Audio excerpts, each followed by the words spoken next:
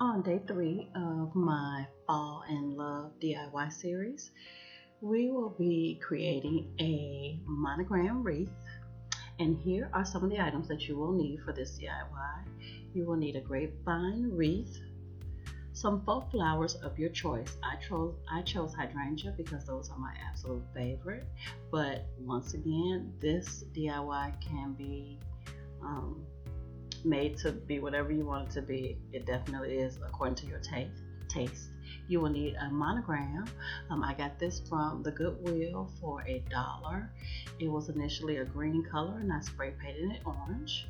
You'll also need some type of ribbon. I did use burlap ribbon, but again, you can use whatever ribbon you choose. Wire cutters, and you will also need a hot glue gun. And those are the items that you will be needing for this DIY. Okay, so let's get started.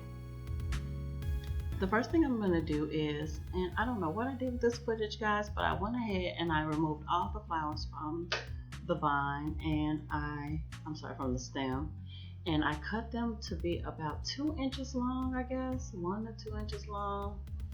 And I found that is like the perfect length for this project. And what I'm doing is I am just adding some glue to the stem of the flower and adhering it to the wreath. And the great thing about a grapevine wreath is that there are a lot of little nooks and crannies for you to just easily be able to slip your flower right in. So it really made the process very, very simple. And then I'm just going to continue to do that. And you want to be pretty generous with the glue because you don't want, once again, after you do all this hard work, who wants it to fall apart? Absolutely nobody. So you just want to make sure you put enough glue in there, and don't be afraid to really push it in there and make sure that it's really in there nice and snug. And what I'm trying to do is, as I'm going along, I'm trying to put the flowers in on an angle because I don't want all the stems to be sticking out in the back either. So I'm really just putting it in on a slant, if that makes sense. And here I'm just adding a different color flower. Again, adjust it to your taste. If you want to do all in one color, if you want to do several different colors, the possibilities are endless, guys. So just do it however you want to do it. This is just my particular way.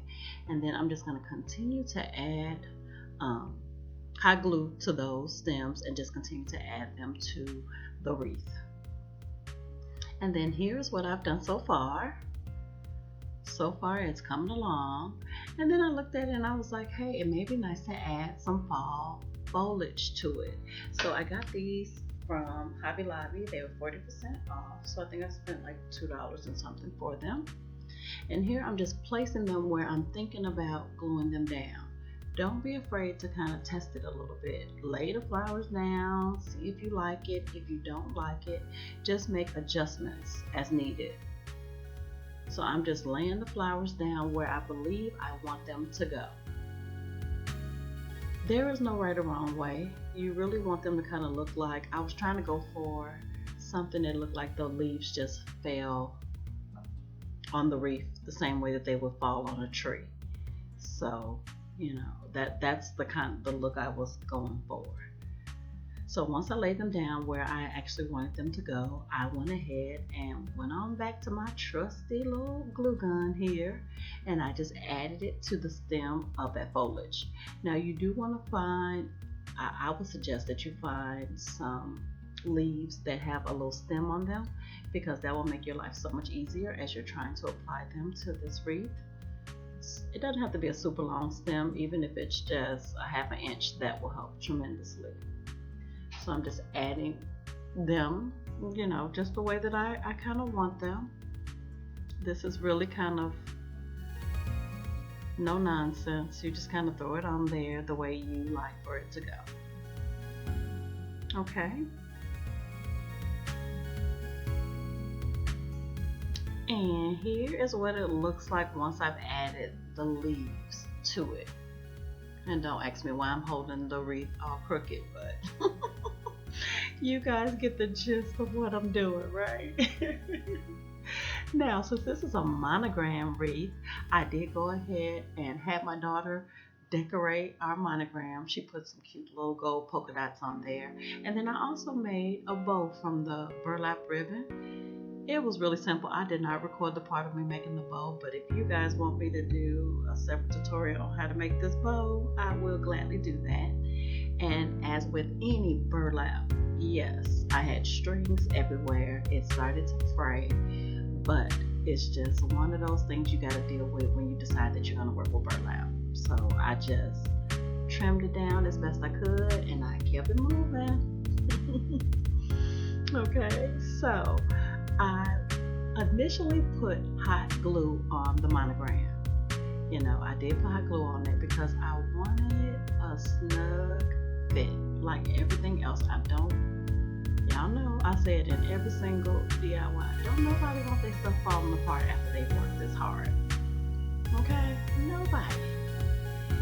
So I did go ahead and put some hot glue on it. Now I was a little leery about it. I was like, I just don't know if this hot glue is going to adhere to this grapevine. But I did go ahead and do it that way initially. Okay. And I'm just pressing it in there, hoping and wishing and praying that it will stay put.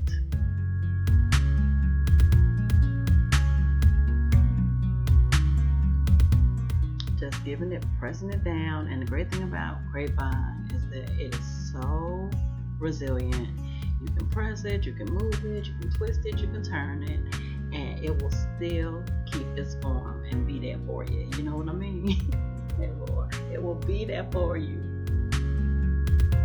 And then I went ahead and I took my bow, and I did tie this bow up with ribbon because I wanted a little bit on the ends to kind of string through the grapevine.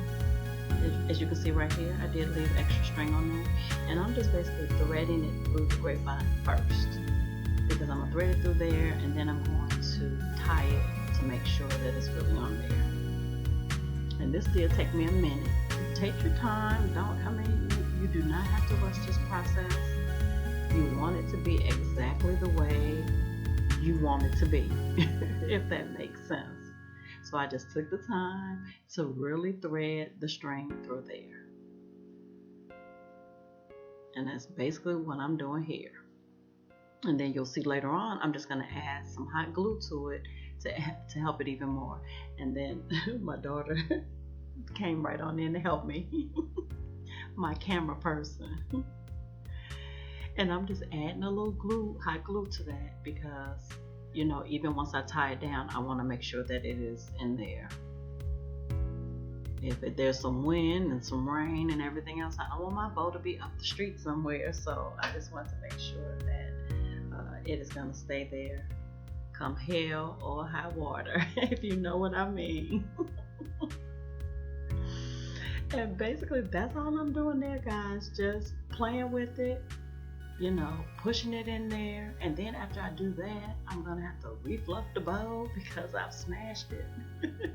But I mean, you guys pretty much get the gist of it all. Okay, I'm fluffing, I'm just doing some little added touches to it. And then I actually ended up changing where the bow is. And I also ended up adding wire and raffia to the A to make sure it's on there. And here is the final product. I absolutely love how it turned out, and I hope you guys love it too. Alright, we're on day 3. I hope you guys will join me tomorrow for day 4. Thanks for watching, guys. Bye.